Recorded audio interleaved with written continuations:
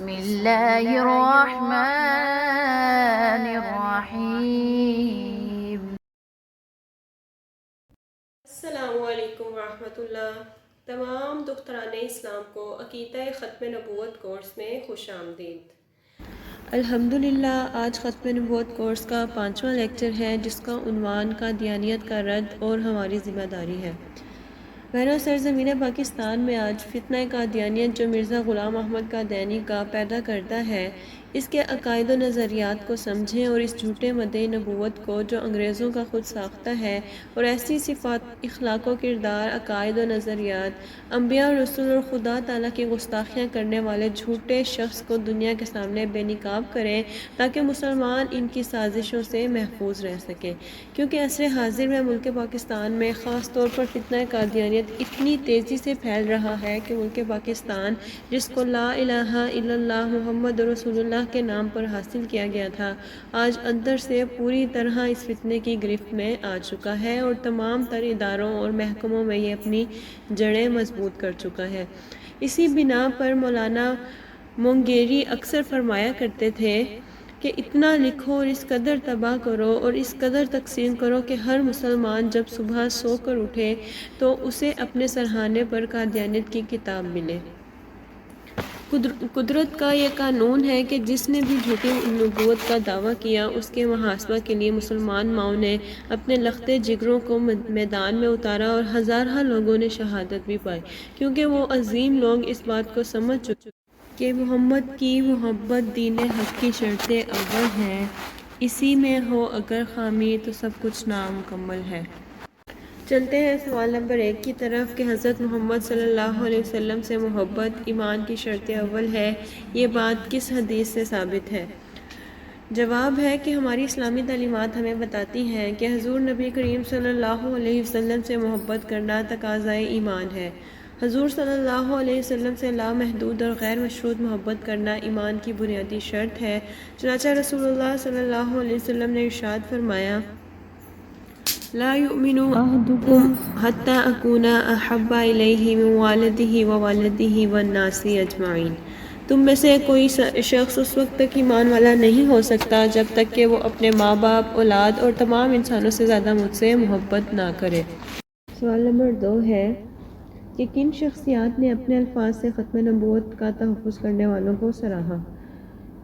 مولانا سید محمد انور شاہ کاشمیری فرماتے ہیں کہ میں یہ بات اپنی بصیرت کی بنیاد پر کہتا ہوں کہ حدیث کی خدمت بھی اللہ کی دین ہے، قرآن کی خدمت بھی بہت اہم خدمت ہے، تفسیر کی خدمت بھی بہت بڑی سعادت ہے، فقہ کی خدمت بھی بہت بڑی نعمت ہے، تبلیغ کرنا بھی بہت اچھا کام ہے، لیکن تحفظ ختم نبوت سرکار دو عالم صلی اللہ علیہ وسلم کی ذات کا تحفظ ہے، باقی چیزیں اقوال کا تحفظ ہے، اعمال کا تحفظ ہے، افعال کا تحفظ ہے،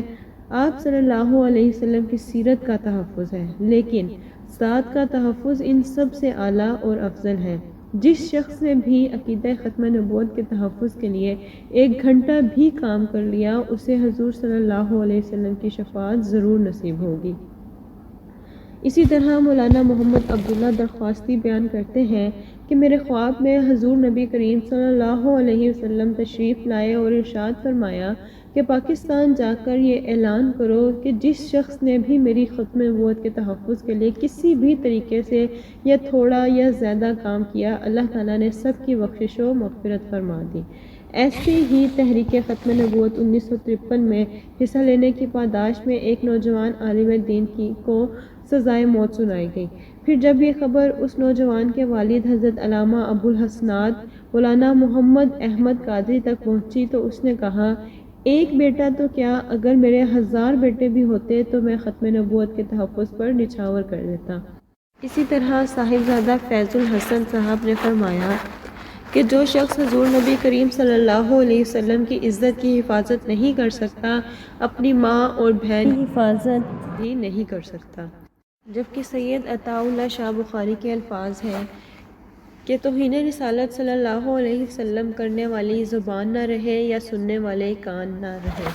سوال نمبر 3 ہے کہ کن شخصیات نے قادیانیوں کو للکار کر ان پر اپنے الفاظ سے لرزہ طاری کر دیا؟ جواب ہے کہ حضرت مولانا سید محمد انور شاہ کشمیری نے بہاولپور کی عدالت جلال الدین شمس الدین قادیانی سے کہا تھا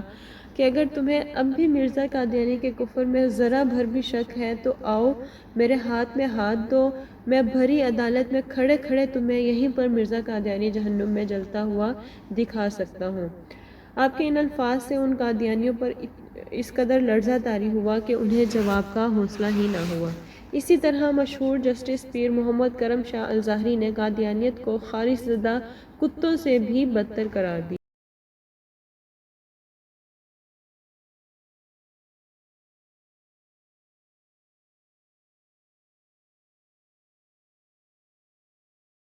جبکہ سید عطا اللہ شاہ بخاری فرماتے ہیں کہ ختم نبوت کی حفاظت میرا جذبہ ایمان ہے۔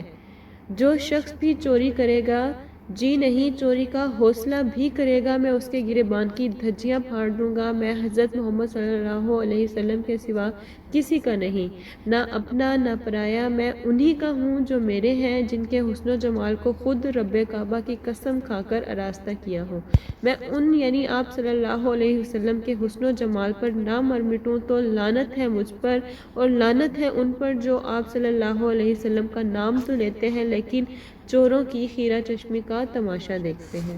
سوال نمبر 4 ہے کہ قادیانیوں کو کس ملک اور کس مذہب کے لوگوں کی حمایت حاصل ہے؟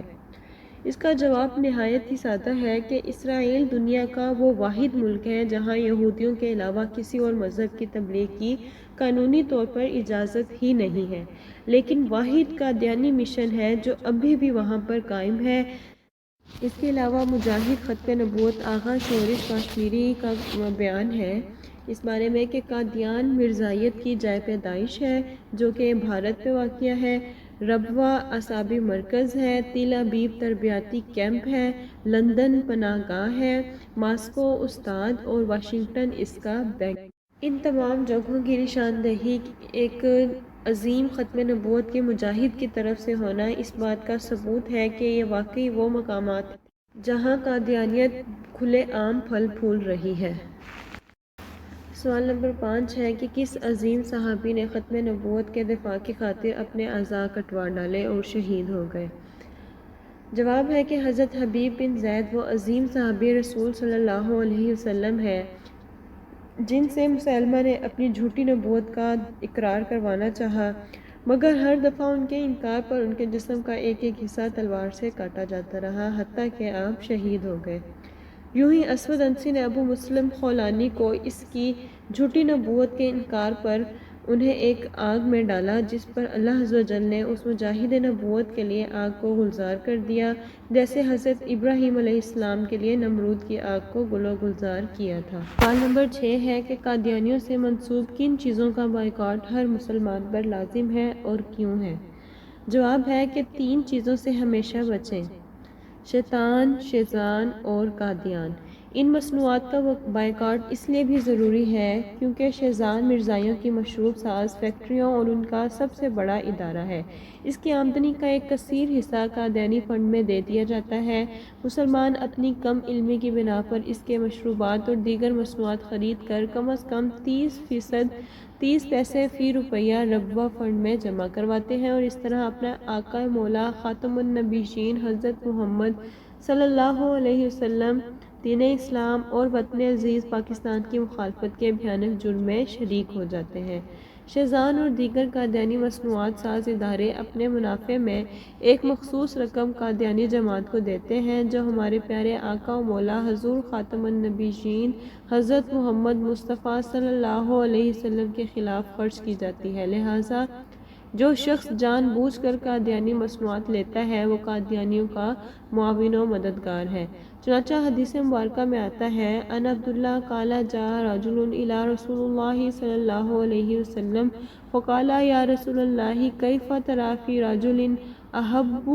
قوما ولم یلحق بهم؟ قال رسول اللہ صلی اللہ علیہ وسلم المرء مع من احب۔ ترجمہ ہے کہ سیدنا عبداللہ بن مسعود رضی اللہ عنہ سے روایت ہے کہ رسول اللہ صلی اللہ علیہ وسلم کے پاس ایک شخص آیا اور بولا: یا رسول اللہ، آپ کیا فرماتے ہیں اس شخص کے باب میں جو محبت رکھے ایک قوم سے اور اس قوم کے سے عمل نہ کرے؟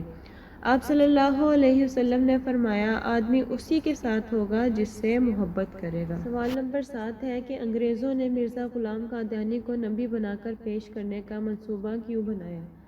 جواب ہے کہ قادیانی کو اس لیے نبی بنایا کیونکہ مسلمانوں میں جذبہ جہاد ختم کرنے کے لیے، قرآن و سنت کی تعلیمات کو مسخ کرنے کے لیے اور ملت اسلامیہ کی وحدت کو پارا پارا کرنے کے لیے انگریزوں نے مرزا قادیانی کو نبی بنایا۔ یہی وجہ ہے کہ علامہ اقبال نے فرمایا کہ قادیانی اسلام اور ملک دونوں کے غدار ہیں۔ قادیانیت یہودیت کا چربہ ہے اور بطور شعر فرمایا، وہ نبوت ہے مسلماں کے لیے برگ حشیش، جس نبوت میں نہیں قوت و شوکت کا